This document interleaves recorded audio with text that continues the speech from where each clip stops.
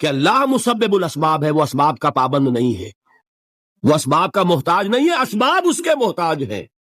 اگر یہ یقین ہے تو اللہ پر ایمان ہے، یہ نہیں ہے تو تمہارا ایمان اسباب پر ہے، وسائل پر ہے، ذرائع پر ہے، مادیات پر ہے، اللہ پر نہیں۔ اس وقت کہاں راستہ تھا؟ کوئی راستہ تھا؟ سمندر ہے اور ادھر سے لشکر آ گیا ہے۔ کلا ان معی ربی سیہدین۔ اب دیکھیے ایمان کہہ دینا آسان ہے، ہوا معکم اینما کنتم، جہاں کہیں بھی تم ہوتے ہو اللہ تمہارے ساتھ ہوتا ہے، لیکن اس کا یقین قائم ہو جائے تو زمین و آسمان کا فرق واقع ہے۔ یہی بات ہوئی حضور کے ساتھ۔ غار ہے، چھپے ہوئے ہیں محمد رسول اللہ اور آپ کے وہ یار غار ابو بکر صدیق رضی اللہ تعالی عنہ۔ اقبال نے حضرت ابو بکر کی شان میں چند اشعار کہیں صرف، لیکن واقعہ یہ ہے کہ بھاری بھاری نظموں پر اور قصیدوں پر بھاری، طویل ترین نظمیں اور قصیدے ہوں ان پر بھاری۔ ہمت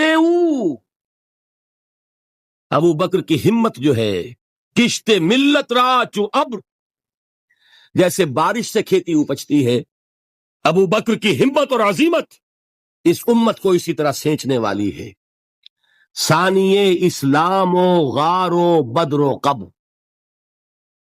وہ دوسرے تھے اسلام میں، دوسرے پہلے کون تھے؟ انا اول المومنین، حضور فرماتے سب سے پہلا ایمان لانے والا میں، دوسرے ابو بکر۔ ویسے ہمارے ہاں یہ چلتا ہے اختلاف، حضرت علی پہلے ہیں کہ حضرت ابو بکر پہلے ہیں، لیکن اس میں بڑی خوبصورت تطبیق قائم کی ہے علماء نے اور بہت صحیح ہے۔ چار کے بارے میں فیصلہ ہی مت کرو کہ کون پہلے ہے، ان کی ایک عجیب تقسیم کر دی ہے۔ آزاد مردوں میں، بالغ مردوں میں سب سے پہلے ابو بکر، بچوں میں سب سے پہلے علی، خواتین میں سب سے پہلے خدیجہ، اور غلاموں میں سب سے پہلے زید ابن حارثہ۔ بڑی پیاری تقسیم ہے، یہ چاروں ہی پہلے ہیں، ہر ایک کے لیے اولیت ہے۔ اور واقعہ یہ ہے کہ اگر زمانی اعتبار سے تعین ہوگا تو پہلے خدیجۃ الکبریٰ آئیں گی رضی اللہ تعالی عنہ، کسی اور سے بات کرنے کی نوبت بعد میں آ سکتی ہے، پہلے تو اہلیہ محترمہ سے بات ہوئی، آتے ہی پہلی وحی ہوئی ہے، ابھی تبلیغ کا حکم نہیں تھا۔ کس کو بتایا واقعہ؟ ابھی اپنی نبوت کی تبلیغ کا تو حکم ہی نہیں آیا، واقعہ کس کا؟ وہ خدیجہ کا ہے۔ جب کہا ہے کہ خشیت علی نفسی، مجھے اپنی جان کا اندیشہ ہے، تو کیا جواب دیا خدیجہ نے رضی اللہ تعالی عنہا؟ وہ صدیقۃ الکبریٰ ہے۔ صدیقات جو ہے خواتین، ان میں چوٹی پر خدیجۃ الکبریٰ ہے رضی اللہ تعالی عنہ، اور صدیق جو مرد ہیں ان میں صدیق اکبر ہے ابو بکر صدیق رضی اللہ تعالی عنہ، لیکن صدیقات میں چوٹی پر۔ جب حضور نے فرمایا خشیت علی نفسی، کیا فرمایا، کیا عرض کیا، کیسے تسلی دی؟ نہیں، اللہ آپ کو ضائع نہیں کرے گا، آپ غریبوں کے ہمدرد ہیں، آپ مساکین کے تکالیف رفع کرنے والے ہیں، آپ بیواؤں کی سرپرستی کرتے ہیں، آپ مسافروں کی خدمت کرتے ہیں، اللہ آپ کو ضائع نہیں کرے۔ یہ یقین ہے اس خاتون کے اندر۔ خیر وہ ایک علیحدہ بات ہو جائے گی۔ میرے دل پر حضرت خدیجہ رضی اللہ تعالیٰ عنہ کی شخصیت کا بڑا گہرا نقش ہے، جو وہ کوئی اور ہی وقت اور موقع ہوا تو بیان ہوگا۔ بہرحال اقبال نے ایک مصرے میں جو چار اولیتیں جمع کر دی ہیں، ہمتیں کشت امت را چو ابر، ثانی اسلام و غار و بدر و قبر۔ اسلام میں حضور کے بعد پہلے کون؟ ابو بکر۔ غار میں حضور کے ساتھ کون؟ ابو بکر۔ بدر کی رات اللہ کا رسول سر بسجود، وہ جھاڑ، وہ گھاس پھوس کی جو جھوپڑی بنائی گئی تھی، اور وہاں تلوار ننگی لے کر پہرا دینے والا کون؟ ابو بکر۔ اور اس حجرہ عائشہ میں محمد کے بعد سب سے پہلے دفن ہونے والا کون؟ ابو بکر رضی اللہ تعالی عنہ صلی اللہ علیہ وسلم۔ وہ جو معاملہ میں سنا رہا تھا غار ثور کا، حضرت ابو بکر بھی حضور کے خیال سے لرز گئے ہیں۔ آپ کو یاد ہوگا کہ جا کر پہلے تمام جتنے سوراخ تھے انہیں بند کیا ہے، ایک سوراخ رہ گیا تھا جس کو بند کرنے کے لیے کوئی کپڑا نہیں تھا، وہاں اپنی ایڑی رکھی ہے، تب کہا ہے حضور سے تشریف لائیے، اور اپنے زانو پر حضور کو لٹایا ہے، اور وہاں کسی موذی جانور نے کاٹا ہے، حضور کی آنکھ لگ گئی تھی، اس وقت اس بل کے اندر جو بھی بچھو ہے کیا ہے واللہ عالم، اس نے کاٹا ہے، اس کی تکلیف کی وجہ سے ابو بکر کی آنکھوں سے آنسو ٹپک گئے، حضور کے چہرے مبارک پر پڑے ہیں، تو حضور جاگے ہیں، معاملہ کیا ہے؟ ایڑی نہیں ہٹائی وہاں سے، مبادا وہ جانور وہاں سے نکل کر محمد الرسول اللہ کو کوئی گزن پہنچا دے، ابو بکر کی ایڑی ہے، جس طرح چاہے کھا لے، ختم کر دے، جان نکل جائے تب کوئی آنچ آئے محمد پر تو آئے، لیکن جیتے جی نہیں، وہ ہے ابو بکر۔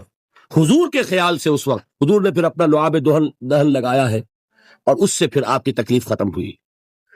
جیسے خیبر میں حضرت علی کی آنکھ دکھ رہی تھی، اس کو جو شفا حاصل ہوئی ہے وہ بھی حضور کے لعاب دہن سے ہوئی۔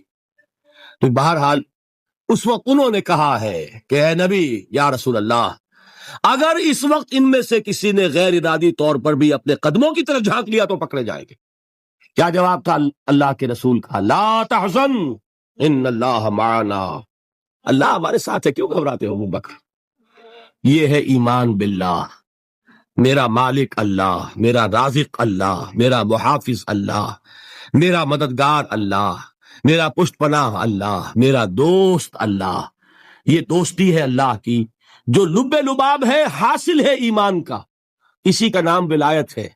اولیاء اللہ کے سروں پر سینگ نہیں ہوتے، جس کے دل میں ایمان راسخ ہو چکا ہو وہی اللہ کا ولی ہے، جسے اللہ پر یقین ہو چکا ہے وہی اللہ کا ولی ہے، جسے یقین ہے اللہ میرے ساتھ ہے، میرا مددگار، میرا پشت پناہ، میرا ساتھی، میرا دوست، میرا محبوب، میرا محب۔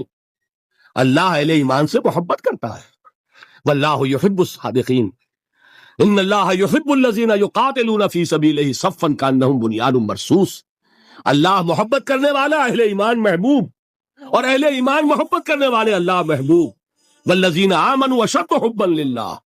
آپ تصور کیجئے جسے یہ رشتہ ایمان یا رشتہ ولایت حاصل ہو جائے، الا ان اولیاء اللہ لا خوف علیہم ولا هم یحزنون، آگاہ ہو جاؤ، اللہ کے دوستوں کے لیے نہ کوئی خوف ہے نہ کوئی حزن ہے۔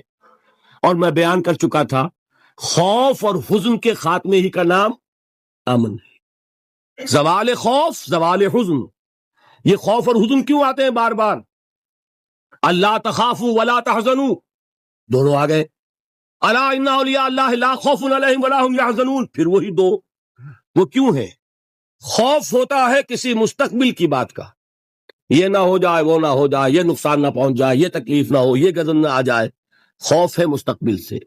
حزن ہے یہ کیوں ہوا، یہ نہیں ہونا چاہیے تھا، یہ میرا فلاں چیز میرے ہاتھ سے جاتی رہی ہے، فلاں موقع نکل گیا، اور بیٹھے ہوئے ہیں اندر ہی اندر کڑ رہے ہیں، صدمہ ہے اور رنج ہے۔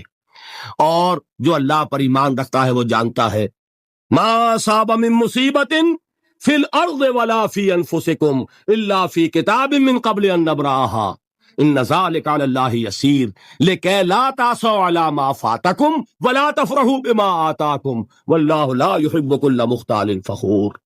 اس زمین میں یا تمہاری جانوں میں کوئی تکلیف، کوئی مصیبت نہیں آ سکتی سوائے اس کے کہ جو اللہ نے لکھ دی ہو، اس سے پہلے کہ وہ ظاہر ہو۔ جس کو یہ حقیقت معلوم ہو گئی اس کو یہ طرز عمل اختیار کرنا چاہیے، جو چیز چھن جائے، جاتی رہے، چھوٹ جائے، اس پر افسوس نہ کرو۔ کس نے چھینی؟ دوست نے، دوست کے فیصلے پر شکایت، دوستی کو بٹا لگا رہے ہو، سرے تسلیم خم ہے جو مزاج یار میں آئے۔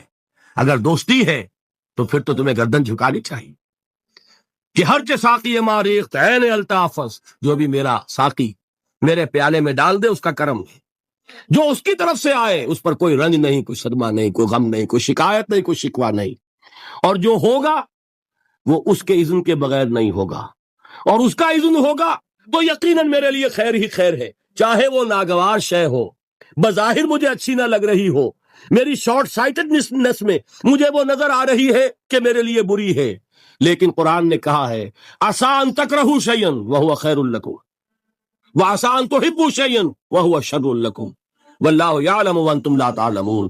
ہو سکتا ہے تم کسی چیز کو ناپسند کرو، دراحال ہے کہ اسی میں تمہارا خیر ہو، اور ہو سکتا ہے تم کسی چیز کو پسند کرو، دراحال ہے کہ اس میں تمہارا شر ہو۔ اللہ جانتا ہے، تم نہیں جانتے۔ جب مجھے یہ بات معلوم ہو گئی میں نے اپنا معاملہ اللہ کے حوالے کیا. سپردم بے تو مایا خیشرا تو دانی حساب کم و بیشرا. اے رب جو تو چاہتا ہے وہ ہو، تیرے علم میں جو شے میرے لیے خیر ہے وہ ہو جائے. میری کوئی پسند نہیں، میری کوئی چاہت نہیں، یہ ہے راضی برضائے رب. اکبر الہ آبادی نے اسے کہا ہے رضائے حق پہ راضی رہ.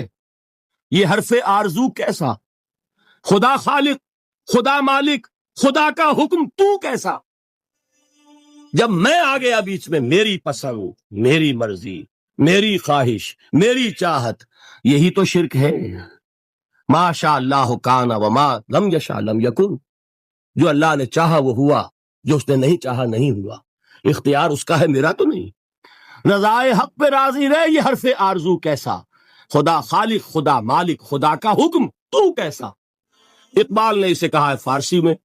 اب آپ کہیں اس کا ترجمہ بھی کرو تو وہ مجھے ذرا اس وقت کچھ بہت ہی بدذوقی کسی بات نظر آئے گی.